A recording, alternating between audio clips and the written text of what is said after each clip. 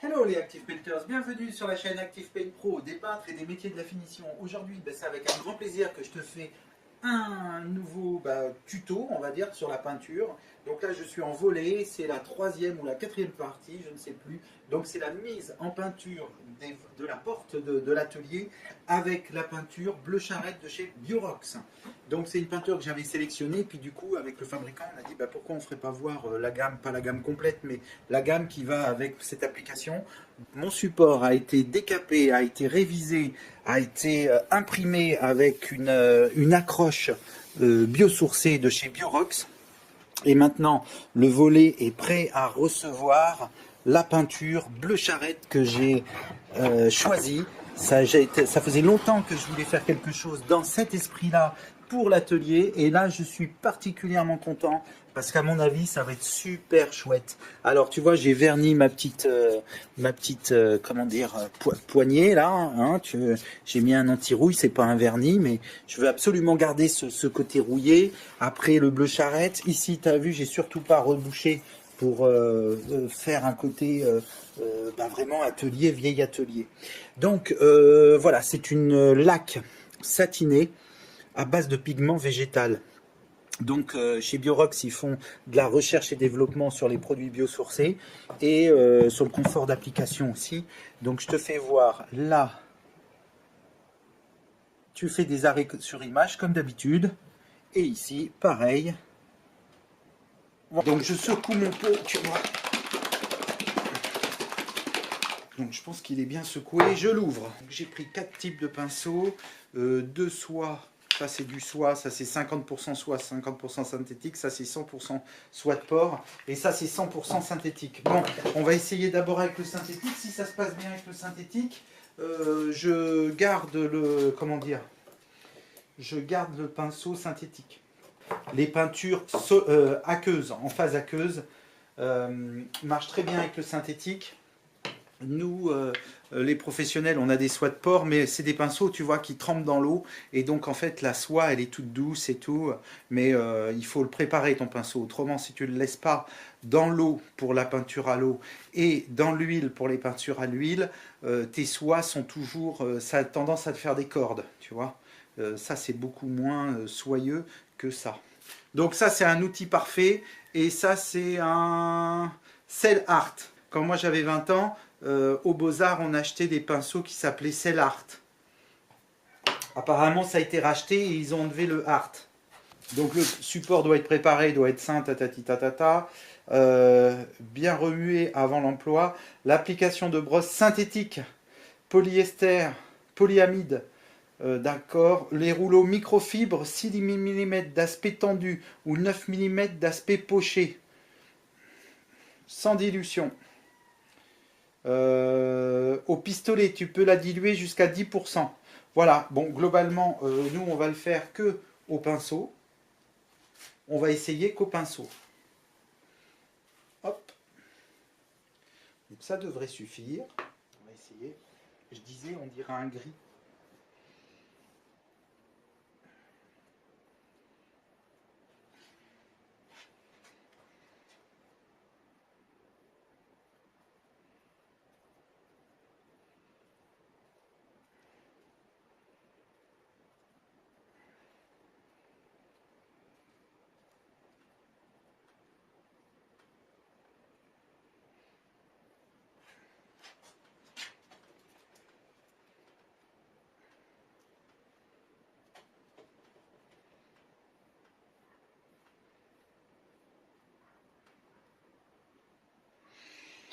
Ok.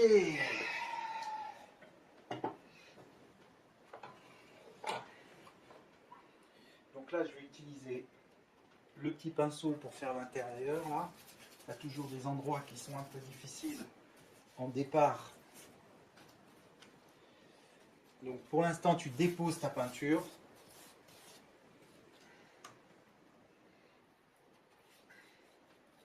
Bien autour des gonds. Et une fois qu'elle est déposée, tu recharges.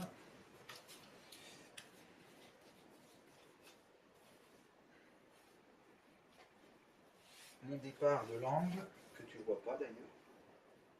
Oh, ça m'a l'air de sécher assez rapidement.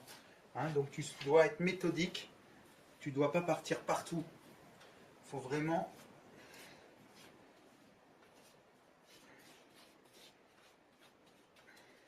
respecter ton ordre d'application.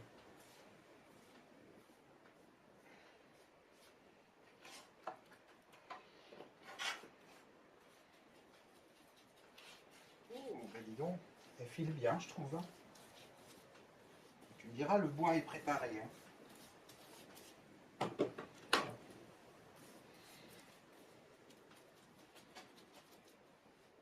Et une fois que tu as bien posé ta peinture, tu viens lisser avec le bout du pinceau dans le sens de la fibre du bois.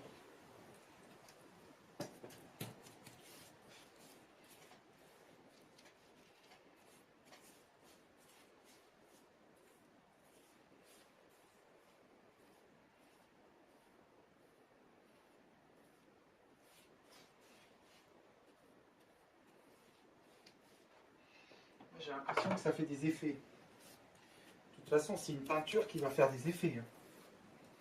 Et qui devrait faire de l'effet d'ailleurs. Il me tarde de voir le résultat. J'adore ces peintures patinées là.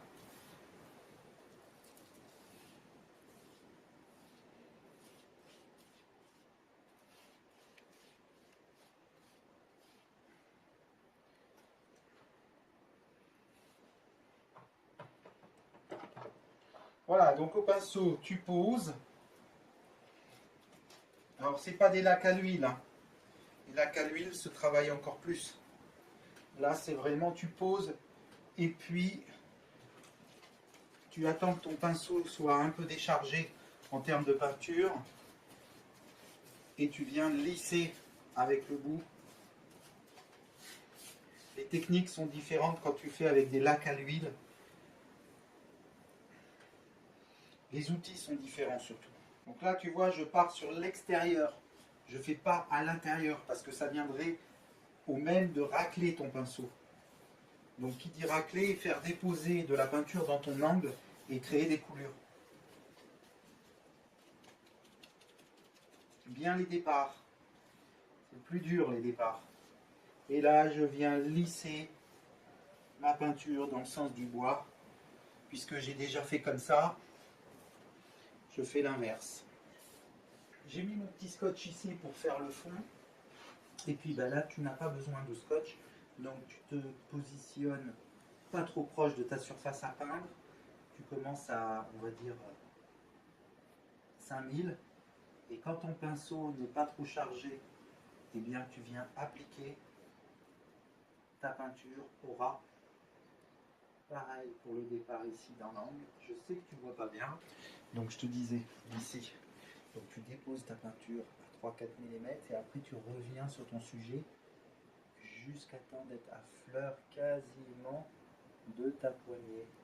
Tu prends ton temps et tu souffles comme quand tu tires au fusil. Voilà, l'arme de poing. Là, il y a un petit peu de blanc, je vais passer par-dessus. Je vais légèrement déborder en fait. Voilà. Je préfère voir le bleu que le blanc.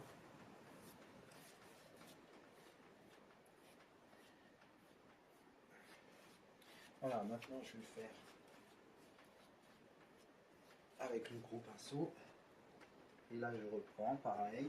Comme je sais que je ne suis pas très chargé, j'y vais directement proche de cette partie-là. Maintenant, mon pinceau, lui, hop, je dépose. Je me rapproche assez près dans les départs. C'est là où tu, en général, as des manques. Et là, tu reprends droit l'ensemble de ta peinture qui, elle, commence à tirer. Donc moi, là, j'ai voulu la mettre au pinceau pour garder cet effet cordé. Surtout pas avoir quelque chose de tendu. Ce que je veux, moi, c'est des effets. Comme si la porte, elle avait 40 ans. Elle a 40 ans. Mais comme si elle avait été peinte il y a 40 ans. Voilà l'esprit. Bon, les deux portes d'atelier sont finies, on va attendre que ça sèche, on va voir comment ça réagit, si ça patine, qu'est-ce qui se passe. En attendant, je vais aller mettre un tout petit peu d'eau sur mes pinceaux et mettre un petit film dessus, tu vois. Et comme ça, je pense que dans 1 heure, c'est bon, on peut repartir. Là, ça commence à sécher, hein, on va dire celle-ci est pas collante, celle-ci l'est encore un petit peu. Donc on n'est pas tout à fait sur le même bleu que sur la boîte. Ça va à mon avis se révéler. Et puis il y a une petite histoire, je ne sais pas si tu la vois bien ici. Hop, je vais te faire ça. T'as qu'à la lire. Tu peux faire un petit arrêt sur image, tu verras pour la petite histoire, c'est sympa. Donc maintenant on va faire la deuxième couche. La peinture, tu dois voir, oui je pense. Je me suis aperçu que sur cette vidéo, sur cette série de vidéos, et ben en fait ma tête elle était coupée. Alors bon, c'est pas grave, on s'en fiche, c'est ma tête. Mais c'est pas évident de filmer à cette hauteur, souvent tu vois que... Attends, faut pas que j'en mette partout moi non plus. À cette hauteur là, si tu vois les portes, en fait tu vois pas mon visage. Mais il faut choisir. Donc c'est reparti pour la deuxième couche. Avec ce bleu charrette, qui est un bleu d'antan, qui est un répulsif au niveau des mouches et puis des insectes en général. Je suis drôlement chargé. Enfin, dessus. Donc ils disent de ne pas trop charger non plus, pas dépasser 150 microns. Bon, ça paraît 150 microns, ça paraît pas énorme, mais c'est à peu près le film que tu déposes avec une laque. Maintenant, en gel coat, quand tu fais du gel coat sur un produit qui est beaucoup plus épais, tu déposes 350 microns. Voilà. Voici, c'est la couche de finition. Donc là, ça se teint très bien, c'est vraiment très bien. C'est très compatible avec le pinceau. Je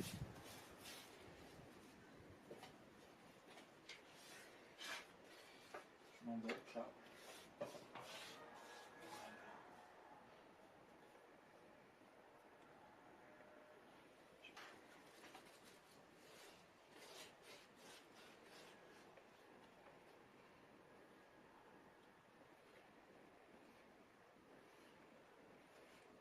Le bleu charrette. Ça va être super beau dans l'atelier.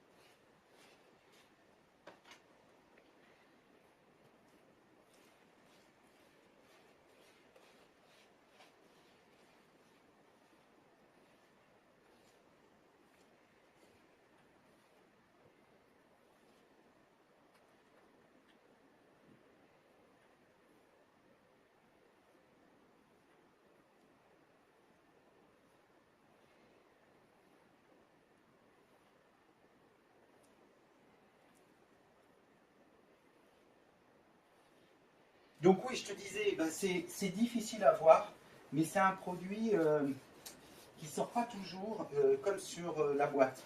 Attends, je vais te faire voir.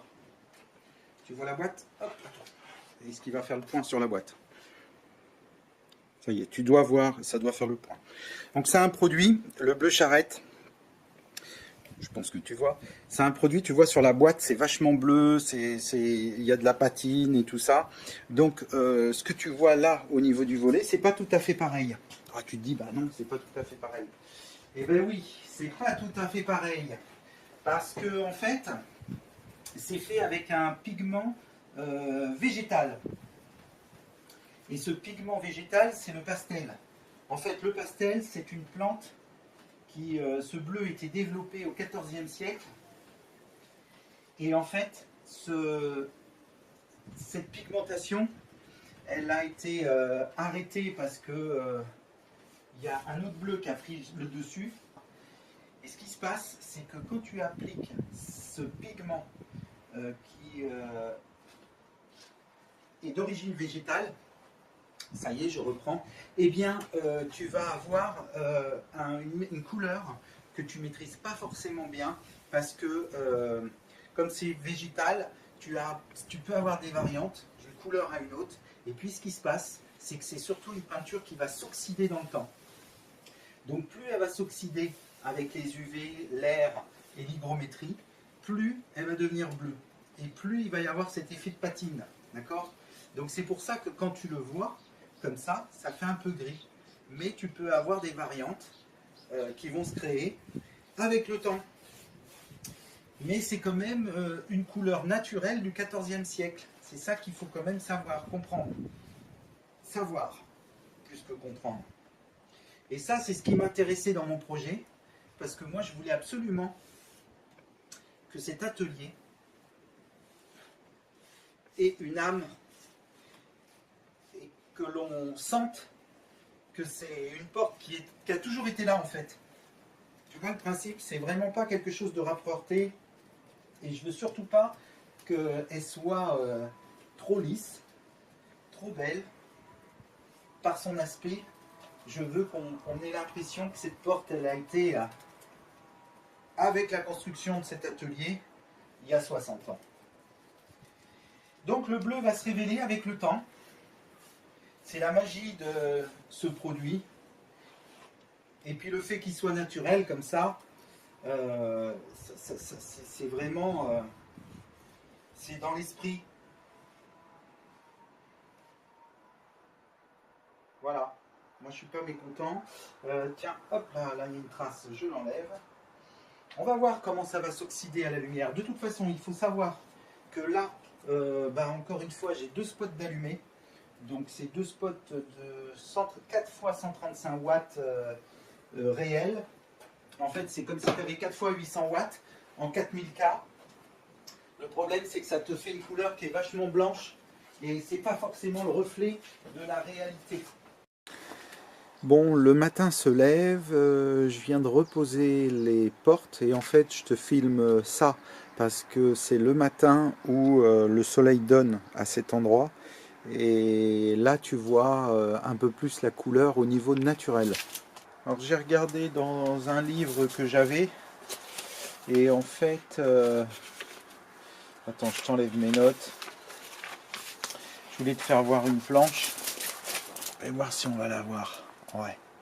Donc tu vois, c'est une planche qui est extraite d'un livre et ça c'est une planche assyrienne et perse. Et tu vois qu'il y avait des ornements anciens avec une couleur très proche de ce bleu pastel, de cette couleur naturelle. Alors on le retrouve donc assyrien perse. On va le retrouver aussi dans les ornements légers, hein, léger. Pareil, en haut à droite, tu vois. Et dans quelques touches chez les Perses. Alors ça, c'est très ancien. Et on va le retrouver aussi chez les Celtes, ce pigment. Je trouve que... Attends que je te retrouve la page. Alors c'est un petit peu plus subtil. Voilà, marque-page. Et là, pareil, tu vas retrouver des pointes de cette couleur-là. Peut-être même que sur l'autre planche à côté. Ouais. Donc là, on retrouve un peu ce bleu dans différentes planches. Voilà, d'ornements anciens celtiques. Bon, sur ce, je te remercie. Si tu as aimé cette vidéo, tu peux liker, tu peux t'abonner, tu peux partager, tu peux me laisser un commentaire et puis abonne-toi, active la cloche comme d'habitude et regarde plus de vidéos en cliquant sur les playlists. Je te remercie. À tout de suite.